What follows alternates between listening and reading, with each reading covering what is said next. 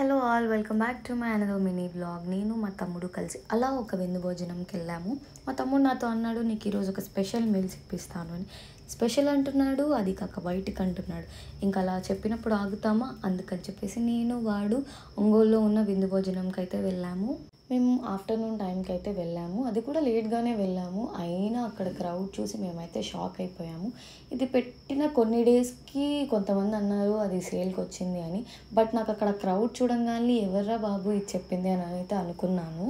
అక్కడ క్రౌడ్ చూసి అయితే మేము అనుకున్న అబ్బా అయ్యిద్దా ఇప్పటికలా అని. బట్ తప్పదు, బయటే మనం అమౌంట్ కట్టేసి లోపలికి వస్తాం కాబట్టి వెయిట్ చేసి మరీ తినాల్సిందే. ఏసీ ఒకటి, నాన్ ఏసీ ఒకటి ఉంది. ఈ సమ్మర్లో ఎవరు ఇంకా నాన్ ఏసీ తీసుకుంటారు? ఖచ్చితంగా ఏసీ తీసుకుంటారు. మేము కూడా ఏసీ తీసుకున్నాం. మీకు చూస్తేనే అర్థమవుతుంది అక్కడ ఎన్ని వెరైటీస్ ఉన్నాయో. అది అన్లిమిటెడ్ ఫుడ్ అనమాట. మాకు ఈ ప్లేట్ చూడగానే ఒకే డైలాగ్ మైండ్లోకి వచ్చింది, కంచం ఏంటి ఎంత ఉంది అని. నాకైతే అదే అనిపించింది. బాగా ఫుడ్డీస్కి, మెయిన్గా వెజిటేరియన్స్కి అయితే ఇది పర్ఫెక్ట్ ప్లేస్ అని అయితే చెప్తాను. నాలాంటి వాళ్ళకైతే అంత సెట్ కాదు, ఎందుకంటే నేను అంతగా తినలేను కాబట్టి. పక్కన నా ఫ్రెండ్స్ది, నా తమ్ముడిది ప్లేట్ అయితే ఆల్రెడీ హాఫ్ అయిపోయింది.